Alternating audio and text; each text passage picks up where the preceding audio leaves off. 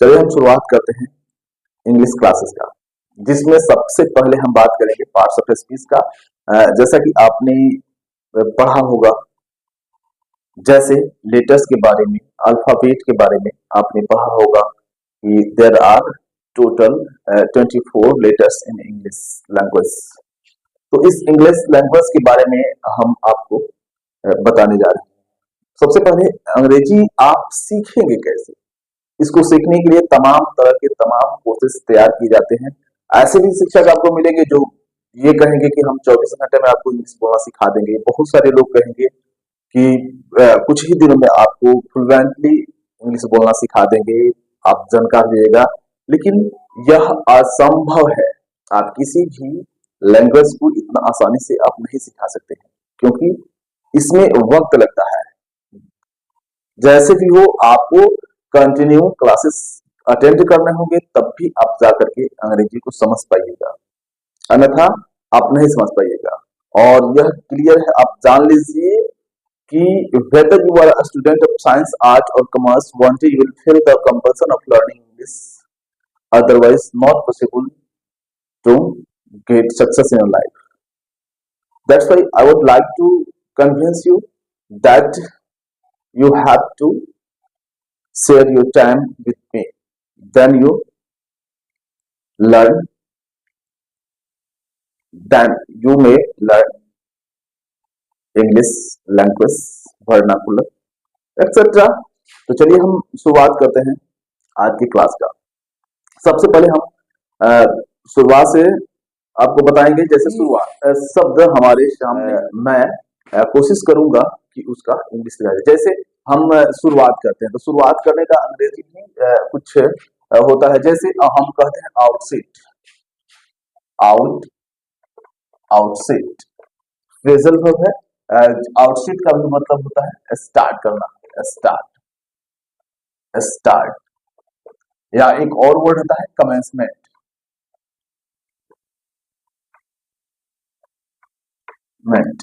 ये भी कहते हैं कि बिगनिंग। तो इन सभी का मतलब होता है शुरू करना, यानी कि शुरू करना या चालू करना, या इसको हम कह सकते हैं कि प्रारंभ करना। तो आज हम प्रारंभ करेंगे और आप सीखेंगे। इंग्लिश को हम बहुत गहराई से सीखेंगे, लेकिन रिपीट होने से पहले, यानी कि पहले हम आपको मोटे तौर पे रफली, जैसे होता है ना कि रफ किया जाता है, ठीक उसी प्रकार से सबसे पहले मैं थोड़ा सा स्टार्टिंग में आपको आराम से बताते भी चलेंगे और समझाते भी चलेंगे, बहुत स्लो चलेंगे, ताकि आप अपना कलम कॉपी उठाइए और लिखना प्रारंभ करिए और हमारे साथ अपना समय शेयर करिए और आप अंग्रेजी सीखिए। यानी कि खास तौर पे मेरे द्वारा पढ़ाए गए बच्चे और हमारे विद्यालय के जो भी बच्चे हैं, मैं यह वीडियो उनको शेयर कर रहा हूं और उन्हें पढ़ा रहा हूं। तो मेरी आप सबों से एक ही राय है कि आप सब इस पे समय दीजिए और सीखिए, उस चीज को सीखिए जिसे पढ़ाने के लिए शिक्षक तरह तरह के प्रिटेंडिंग करते हैं, बहाने बनाते हैं। आप इतना कोर्स कर लीजिएगा, ये कर लीजिएगा तो ऐसे सीख लीजिएगा, इतना पैसा दीजिएगा तो ऐसे सीख लीजिएगा। आप बिल्कुल फ्री और मुफ्त में पढ़ेंगे और सीखेंगे। तो आइए हम शुरू करते हैं।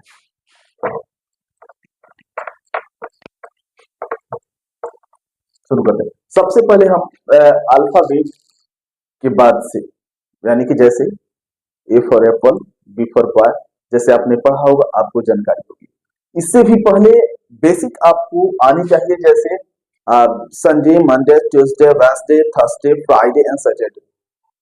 जैसे जनवरी, फरवरी, मार्च, अप्रैल, मई, जून, जुलाई, अगस्त, सितंबर, अक्टूबर, नवंबर, दिसंबर, ये सब चीजें आपको आनी चाहिए। ये सारी चीजें हर हाल में आपको याद करनी होगी। जैसे न्यूमरल्स है, नंबर नेम है, ये सारी चीजें आपको आनी चाहिए। जैसे कि नंबर नेम, जैसे 1 2 3 4 5, जैसे डिजिट जैसे 1 2 3 होता है, जैसे हम लिखते हैं कि 1 2 3, इसको अनंत तक आप जो है तो ये डिजिट्स है, इसको डिजिट नंबर भी बोला जाता है या इसको नंबर बोला जाता है, संख्या बोला जाता है।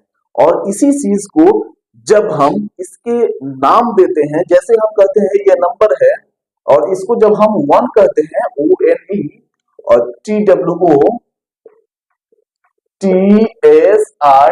3, तो अब हम इसको क्या कहेंगे, इसको हम कहेंगे नंबर नेम। आप समझ गए होंगे कि नंबर नेम का मतलब क्या होता है। नंबर का मतलब संख्या, और उस संख्या को जब हम नाम देते हैं, ONE लिखते हैं, तो इसको हम इंग्लिश में नंबर नेम कहते हैं। समझ गए होंगे। चलिए इसको हम इरेज करते हैं। अब इरेज भी देखिए कई तरह से होता है, जैसे इरेज, इरेज, RASE, इरेज का भी मतलब मिटाना होता है, मिटाना, ठीक है।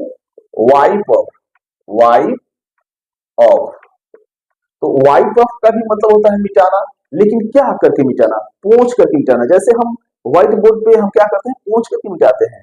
और एक चीज होता है, आप देखते हैं कि डस्टर, तो डस्टर का इस्तेमाल हम किस पे करते हैं, ब्लैक बोर्ड पे, यानी कि ब्लैक बोर्ड पे जब हम लिखते हैं और उसे हम मिटाते हैं, तो उसके लिए हम डस्टर का इस्तेमाल करते हैं। उस क्योंकि जो चाक होता है, अब देखिए यहाँ पर कुछ टीचर मिस करते हैं, वहां पर क्या करते हैं कि चौक से लिखते हैं। सॉरी, चौक होता ही नहीं है, चौक से आप कैसे लिख सकते हैं, बताइए आप जरा। चौक का मतलब चौराहा होता है, इंग्लिश वर्ड है चौक, जिसको सभी लोग बोलते हैं। जैसे जो भी देहात के लोग होते हैं क्या बोलते हैं कि चौक लाओ, और अ, ये चौक है। जैसे कि कोई चौराहा पड़ता है, उसको क्या लोग बोलते हैं गांव में, ये चौक है। चौक का मतलब होता है चौराहा, जो कि इंग्लिश में बोला जाता है। और मैक्सिमम टीचर यही बात करते हैं कि चौक लाइए लिखना है, जबकि चौक नहीं होता है, उसको हम बोलते हैं चाक, CHALK, चाक। आप पढ़ते चलेंगे इंग्लिश। आप अपना समय शेयर कीजिए, आप रात में कीजिए, सुबह में कीजिए, दिन में कीजिए, किसी भी समय कीजिए, अपने बच्चे से कराइए। आप मत पढ़िए, अपने बच्चे को हमारे क्लास को अटेंड कराइए। आपका बच्चा इंग्लिश में भारत के किसी भी कोना में, किसी भी स्कूल में कोई बच्चा पढ़ रहा हो और आपका बच्चा बिल्कुल ही नहीं पढ़ रहा हो इंग्लिश, तो आप उसको जैसे भी हो मोबाइल पकड़ाइए और कहिए कि मेरे सामने बैठो, कॉपी लेकर के, और जो कुछ भी सर के द्वारा पढ़ाया जा रहा है उसे आप अपने कॉपी पे लिखो और उसे समझो। क्योंकि मुझे नहीं लगता है कि कोई इतना आसानी से समझाएगा, जो कुछ भी आपके माइंड में आएगा। हाँ, एक बात और, आपको यदि कुछ भी पूछना है इंग्लिश से रिलेटेड, कहीं से आपको अगर ऐसा लग रहा है कि इस चीज की मुझे जानकारी नहीं है, इसे पूछना चाहिए, तो आप कमेंट के जरिए मुझे पूछ सकते हैं। आपकी हर सवाल का जवाब मिलेगा। और अभी कॉम्पिटिटिव एग्जाम के भी हम पढ़ाएंगे, लेकिन कंपटीशन के लिए अभी कोई जरूरी नहीं है। सबसे पहले बेसिक, क्योंकि बेसिक जानना जरूरी है। बेसिक जब तक आप नहीं सीख पाएंगे तो आप आगे नहीं जा पाएंगे। इसलिए हर चीज पे, हर बात पे एक एक वर्ड भी आपको ध्यान देना होगा, क्योंकि अंत में हमारा एक चैप्टर है जिसको कहते हैं कॉमन एरर। एक मोटी सी किताब है जिसको पढ़ाने में कम से कम समय लगेगा, तो 8 से 10 महीने का समय लगेगा। काफी डेली अगर 2 घंटे पढ़ाया जाए तब जाकर के कॉमन एरर समाप्त होगा। और जिस दिन आप कॉमन एरर मेरे द्वारा पढ़ लीजिएगा, आपको इंग्लिश लैंग्वेज में कहीं से कोई आपको डिफीट नहीं कर सकता है, नहीं हरा सकता है, नहीं आपको दबा सकता है। इसलिए आप थोड़ा सा सचेत होकर के और सब काम को थोड़ा सा डिले भी कर दीजिए, लेकिन पढ़ाई को डिले ना कीजिए। क्योंकि आप किसी भी स्ट्रीम से हो, आप हिंदी में कुछ नहीं कर सकते हैं। हाँ, हमारी राष्ट्रभाषा है हिंदी, हमारी भाषा है हिंदी के बिना कह सकते हैं कि हिंदी के बिना हम लोगों का कोई भी काम नहीं चल पाएगा। ये सब कहने कहानी के लिए है, लेकिन उसके बाद ऐसा कुछ भी नहीं है। आपको अंग्रेजी सीखना ही होगा, अन्यथा आप अपने लाइफ में सफल नहीं हो पाएंगे। तो चलिए हम शुरुआत करते हैं, हम बात करते हैं। सबसे पहले हम शुरू करते हैं क्या, पार्ट्स ऑफ स्पीच यानी शब्द भेद।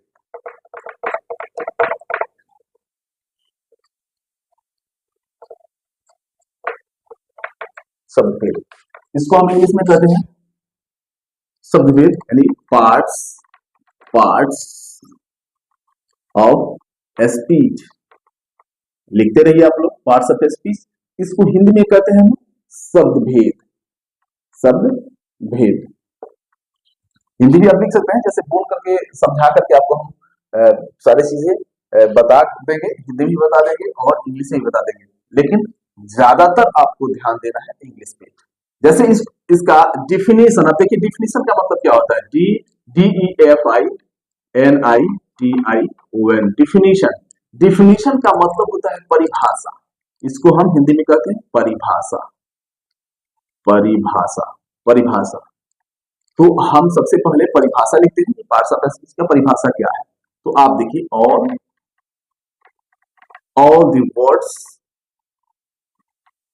in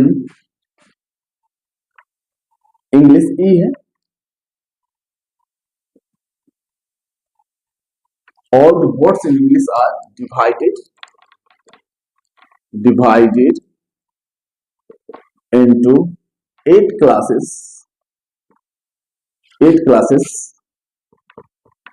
according to the work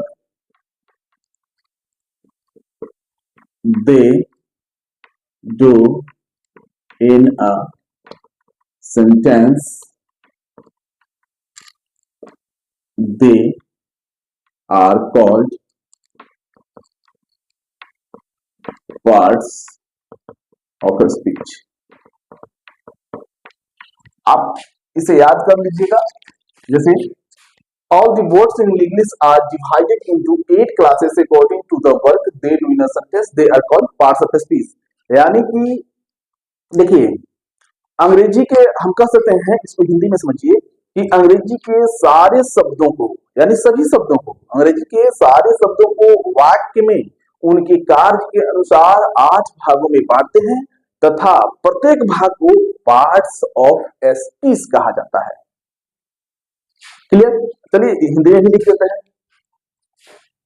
अंग्रेजी के सारे शब्दों को वाक्य में उनके कार्य के अनुसार 8 भागों में बांटते हैं तथा प्रत्येक भाग को पार्ट्स ऑफ स्पीच कहते हैं। कहते हैं या कहा जाता भी, इसका हिंदी होगा कहा जाता भी है या कहते हैं। फिर जल्दी से राइट डाउन टू फर्स्ट, आप इसे पहले लिखिए।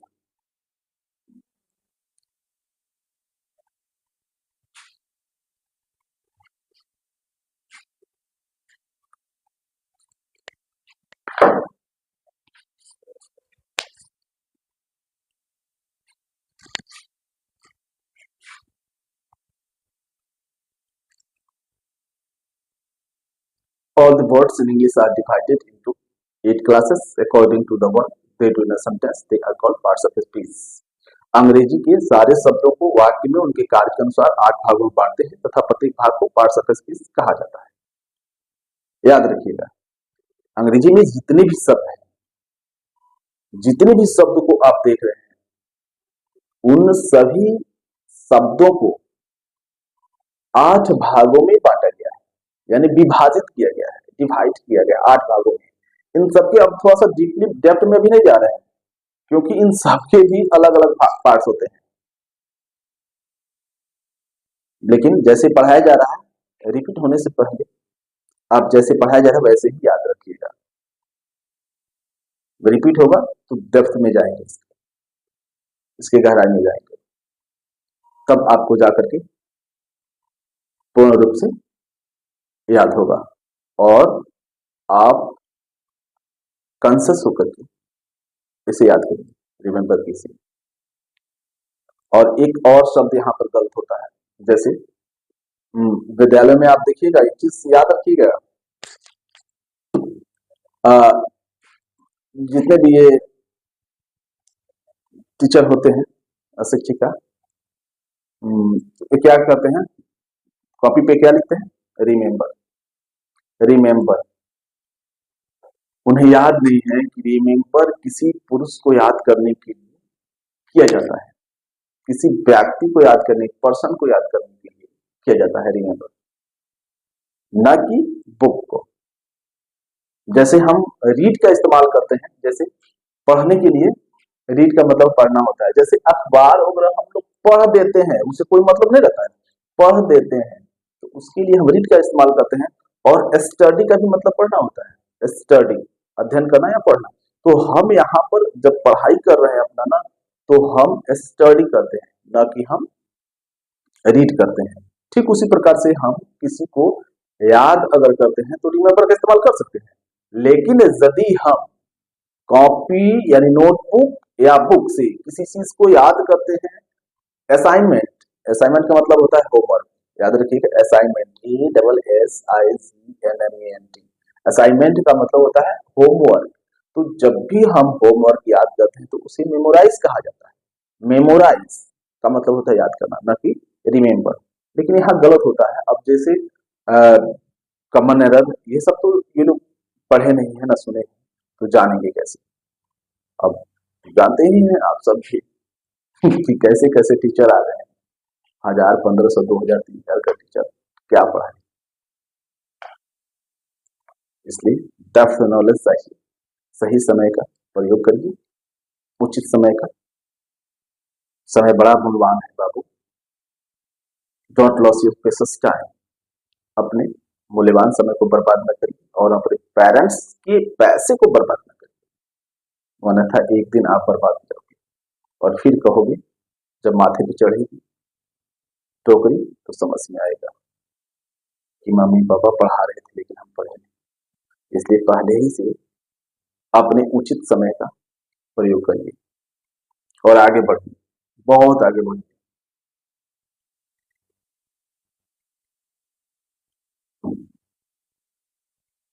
आई थिंक इट आर डन, आप लिख लिए होंगे ऐसा लगता है। चलिए इसको इरेज करते हैं या वाइप अप करते हैं।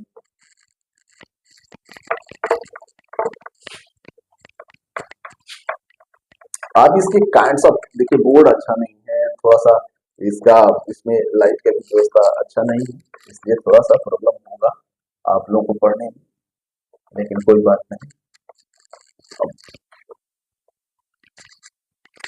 लेकिन एक एक वर्ड को, जो कुछ भी बोर्ड पे लिखा दिया जाएगा उसे उसी दिन आपको याद करना होगा। ऐसा नहीं कि उसको समय दीजिएगा और जब समय दीजिएगा ना कि आज याद कर लेंगे कल याद कर लेंगे, तो शायद आप नहीं सीख पाइएगा। इसलिए पूर्ण रूप से समय दीजिएगा, पूरा समय दीजिएगा। अब यदि आपको सीखना है, कामयाब बनना है, तो मैं आपको कह रहा हूँ ना कि 7 से 8 महीना आप मेरे द्वारा पढ़ाए हुए सिलेबस की अनुसार चलेंगे तो शायद आपकी क्लास में कमजोर टीचर नहीं रुकेंगे, भागेंगे, नहीं पढ़ा पाएंगे आपको।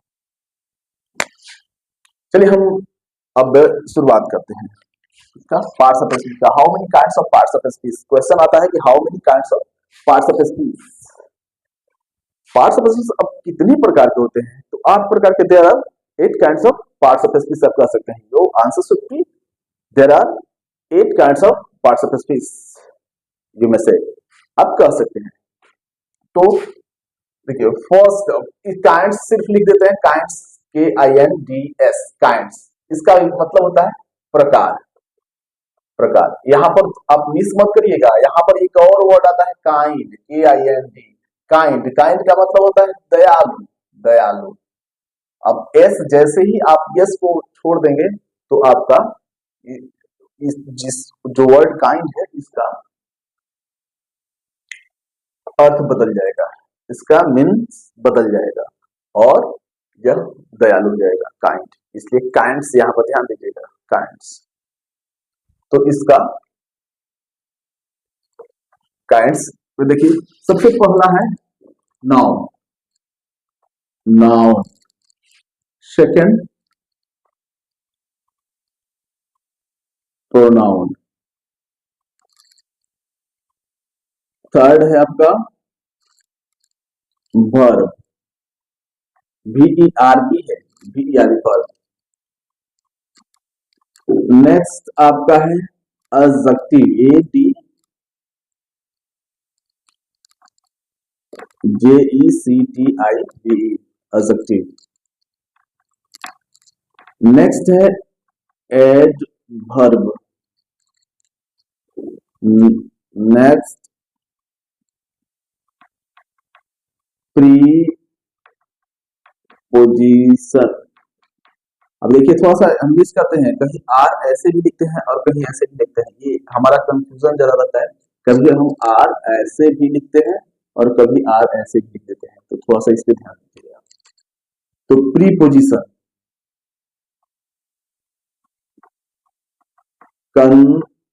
Conjunction,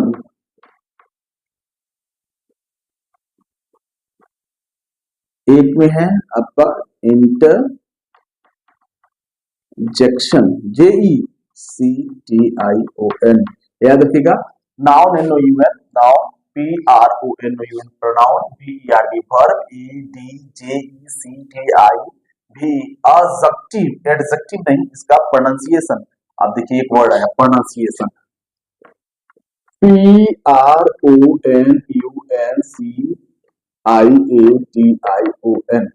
pronunciation. इसका इसको हम पढ़ते हैं प्रोनाउंसिएशन। बहुत स्कूल में बहुत ऐसे टीचर आपको मिलेंगे जो क्या कहेंगे, प्रोनाउंसिएशन।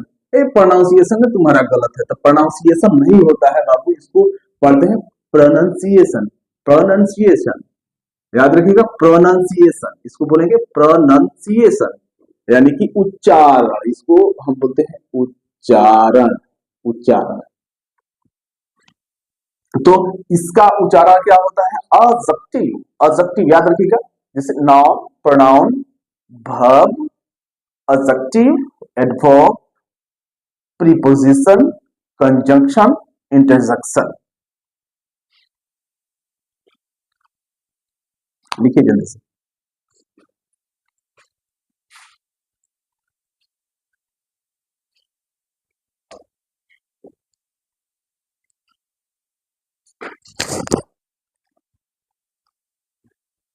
तो लाइट का प्रॉब्लम है, इस पे लाइट आ रहा है। अच्छा इसको सॉर्ट आउट कर लिया जाएगा बहुत जल्दी, लेकिन बोर्ड है ना, तो आप सुन करके भी इसको समझ सकते हैं, और शायद आपने पढ़ा भी होगा। जल्दी लिखिए, हरियप, इसको इंग्लिश में कहते हैं हरियप, जल्दी लिखो। या डैसअप, एक वर्ड है डैसअप,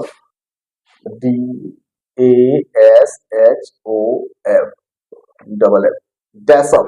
डैसअप का मतलब होता है फटाफट लिखिए, डैसअप, डैसअप अगर बोला जाए तो आप समझ लीजिए कि ये जल्दी जल्दी लिखना है, फटाफट लिखना है, यानी कि डैसअप, that is called phrasal verb. तो ये फ्रेजल वर्ब के बारे में भी आपको नहीं पढ़ना है, फ्रेजल वर्ब वर्ड फॉर्मेशन में आता है, तो वर्ड फॉर्मेशन जब आपको बताया जाएगा आप सीख जाएंगे। मतलब जो वर्ड आएगा हिंदी में उसे हम इंग्लिश में तुरंत यहाँ कन्वर्ट करेंगे। बस ध्यान रहे, आप क्लास ना मिस कीजिएगा, आप हर रोज पढ़िए और समझिए।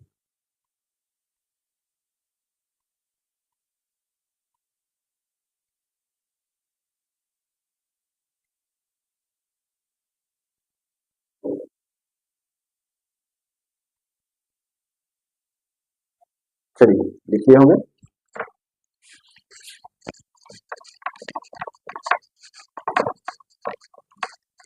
सुविधा नहीं है हमारे पास पढ़ाने के लिए, इसलिए कोई बात नहीं, आप सीखिए। अब सबसे पहले हम शुरुआत करेंगे किसका, नाउन का। नाउन का मतलब क्या होता है, संज्ञा। संज्ञा, अगर यदि आपसे कोई कहता है कि अ, अच्छा हिंदी बोलता है, तो आपसे कह सकता है कि आपकी संज्ञा क्या है। तो ऐसे समय आप ये मत सोच लीजिएगा कि अब ये क्या कह रहा है कि आपकी संज्ञा क्या है। संज्ञा का मतलब क्या होता है, आप ये ना सोचिएगा, क्योंकि अच्छा हिंदी वक्ता जो होगा ऐसे ही बोलेगा। जैसे आप कंफ्यूज में पड़ जाइएगा यदि आपसे कहा जाए कि आप अपने चलंत दूरभाष की संख्या मुझसे बताइए, तो आप कंफ्यूज हो गए, होगा ना कंफ्यूज। आप जरा बताइए कि अपने चलंत दूरभाष की संख्या, तो आप सोच में पड़िएगा, अरे चलंत दूरभाष मोबाइल को कहा जाता है, मोबाइल को हिंदी में चलंत दूरभाष कहा जाता है, दूरभाष, याद रखिएगा। तो चलंत दूरभाष की संख्या यानी कि मोबाइल नंबर, दिस इज। ठीक उसी प्रकार से कोई आपसे कह सकता है कि अपने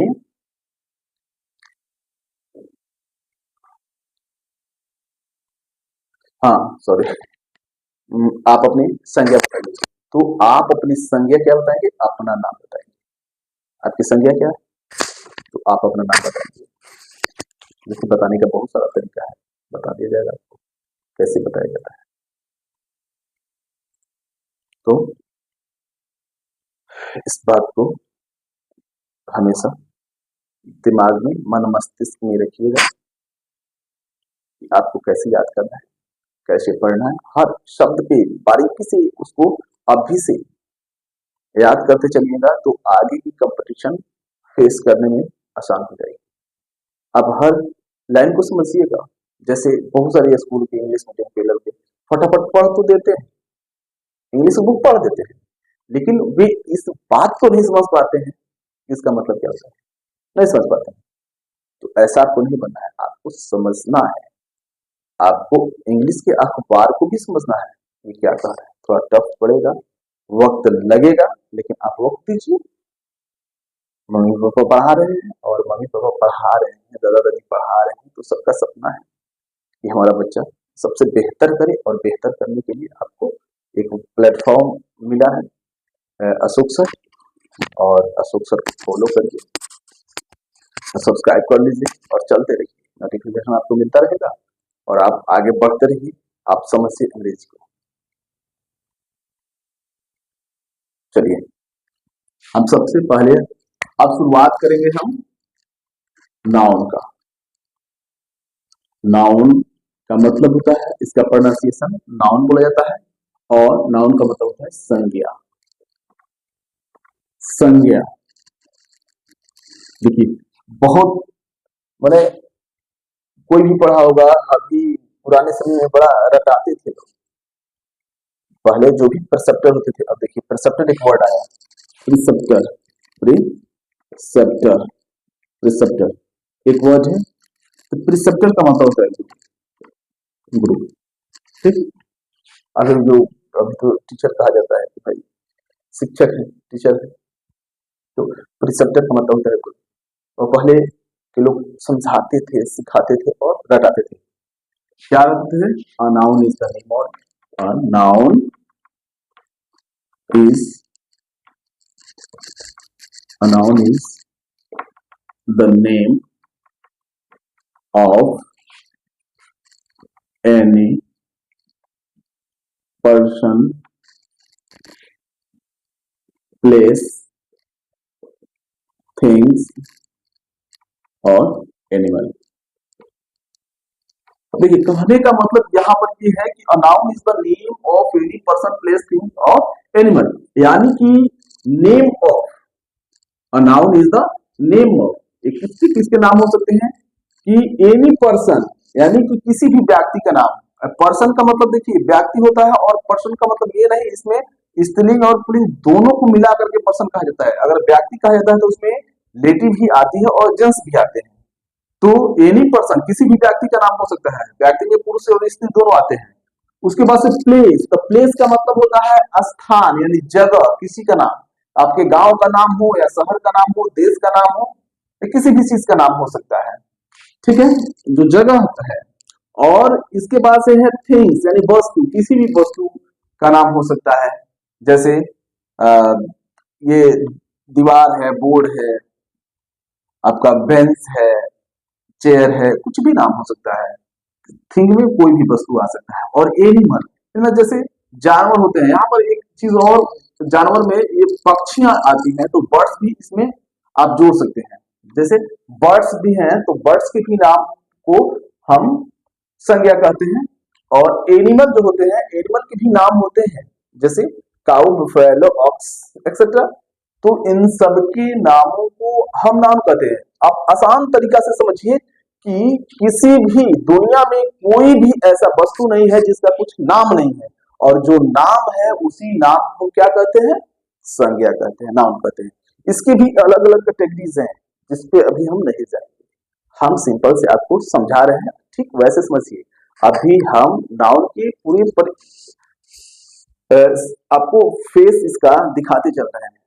अभी हम नाउन को डेप्थ में नहीं ले जाएंगे, इसलिए कि थोड़ा सा हमारे बच्चे जो हैं वो बहुत कमजोर हैं, और हमें उन लोगों को सिखाना है। मैंने उनसे प्रॉमिस किया है, और छोटे छोटे बच्चे हैं, हमारे बहुत प्रिय बच्चे हैं, तो उन सबको आप सबको सिखाना है, इसलिए हम उतना डेप्थ में अभी नहीं जाएंगे। हाँ, हालांकि 2 3 4 महीने के बाद से डेप्थ में भी जाएंगे ना, तो मेरे बच्चे समझ जाएंगे, क्योंकि सभी समझदार हैं, सिंसियर है, लेकिन उस लायक टीचर नहीं है। ठीक है, चलिए। तो अब दूसरा भी एक शॉर्ट फॉर्म में, एक छोटे सेंटेंस में, छोटे से वाक्य में भी हम इसका डेफिनेशन बोल सकते हैं। जैसे noun is the naming word, लिखते रहिएगा, noun is the naming word. यानी इसको हिंदी में हम कह सकते हैं, noun is the naming word का मतलब हुआ कि नाम वाले शब्द को संज्ञा करते हैं। सीधी सी बात है, नाम वाले शब्द को संज्ञा करते हैं, noun is the naming word.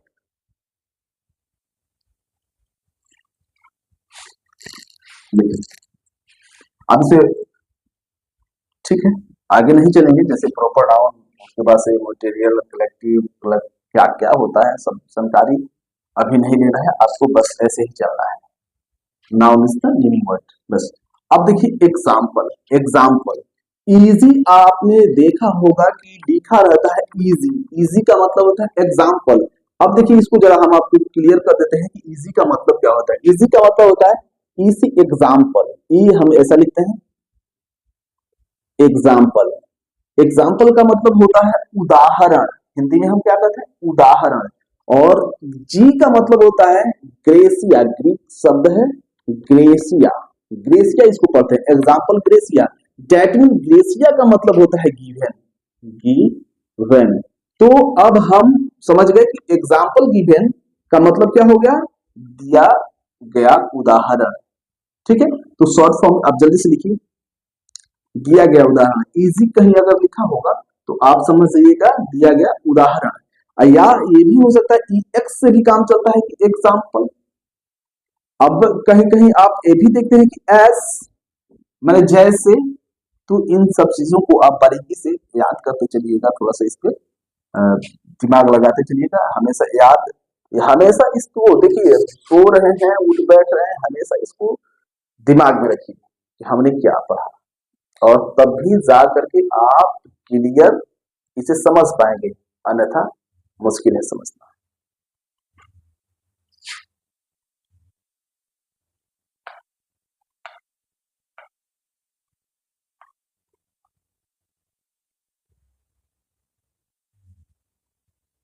जल्दी लिखिए।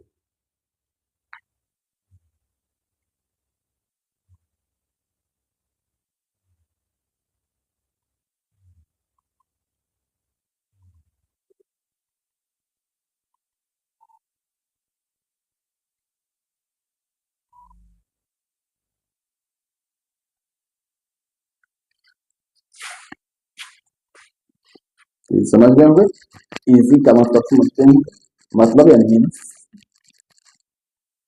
जैसे अब देखिए, जैसे नेम ऑफ एनी पर्सन, तो पर्सन में कोई भी आ सकता है, सोहन, मोहन, रामू, सीता,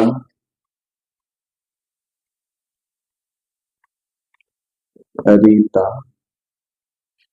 अब देखिए उसके बाद से प्लेस है, जैसे पटना, आपके गांव का भी नाम आ सकता है, गोपालगंज। और देखिए बड़ा लोग पी गलती करते हैं कि यहीं तक रख दे देते हैं, पी पी, जो कि ये गलत है। आप ये कैपिटल में नहीं रख सकते हैं, इसको स्मॉल में लाएंगे तो पी ऐसे होगा, याद रखिएगा। तो पटना, गोपालगंज। थिंग में कोई भी चेयर, जैसे चेयर, CHAIR, चेयर, पेन, ठीक है। और एनिमल में आप लिख सकते हैं ऑक्स, काउ, ETC। अब देखिए ETC, इसको फुल फॉर्म में कहते हैं एक्सेट्रा, एक्सेट्रा। एक्सेट्रा का मतलब होता है इत्यादि, एक्सेट्रा, इसको एक्सेट्रा बोलते हैं, और एक्सेट्रा का मतलब होता है इत्यादि, इत्यादि। तो हम ETC बोलते हैं, ETC लिखते हैं, याद रखिएगा, ETC लिखते हैं इसको, यानी कि एक्सेट्रा। अगर एक्सेट्रा बोला जाए तो आप समझिए ETC, राइट डाउन।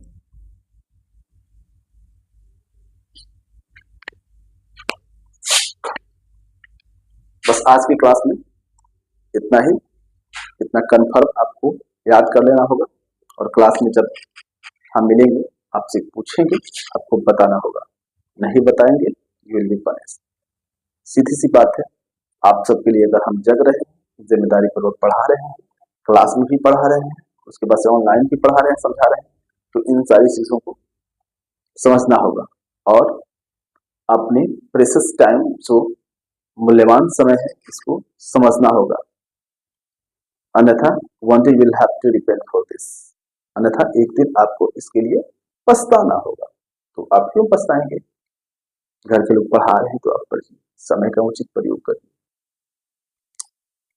आगे बढ़ना है, सबसे कामयाब बनना है, सबसे आगे बढ़ना है, तेज तरार होना है ना, तो आप किसी के घर आना जाना बंद कर दीजिए, खेलना बंद कर दीजिए। आप ऐसा नहीं कि खेल करके आप प्लेयर बनने जा रहे हैं, अगर प्लेयर बनने की आप में काबिलियत है तो बनिए, लेकिन आप जानते हैं कि आप प्लेयर नहीं बन सकते हैं, तो इसलिए आप पढ़िए, पढ़ करके उस प्लेयर को आप अपने अनुसार घुमा सकते हैं, लेकिन आप प्लेयर नहीं बन सकते, इसलिए खेलिए नहीं।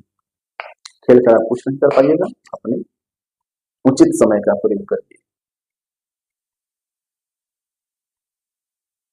किसी ने कहा था, बड़ा एक अच्छा सेंटेंस किसी ने बोला था, do you love your time, do you love your life, then don't squander your time, because time is a stuff, life is made up.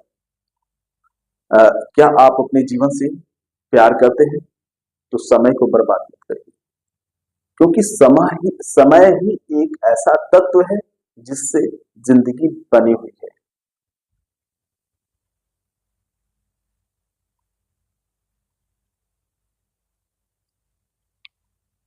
Okay my dear children, not my student, you are my children. आप मेरे बच्चे हैं, और आप पढ़ेंगे, कामयाब बनेंगे, ऐसा उम्मीद हम रखते हैं।